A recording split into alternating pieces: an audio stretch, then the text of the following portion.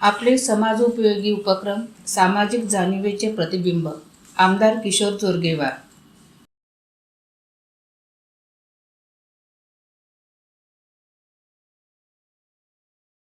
आजचा हा दिवस माझ्यासाठी अत्यंत भावनिक आणि कृतज्ञतेचा आहे. वाढदिवस हा वैयक्तिक आनंदाचा क्षण असतो, मात्र तो समाजासाठी काहीतरी करण्याचा संकल्प घेण्याचा दिवस ठरावा, अशी माझी नेहमीच भावना राहिली आहे. यावर्षीही माझा वाढदिवस केवळ शुभेच्छा, हार किंवा सत्कारापुरता मर्यादित न ठेवता आपण समाजोपयोगी आणि लोकहिताच्या विविध सामाजिक व धार्मिक उपक्रमाच्या माध्यमातून साजरा केला.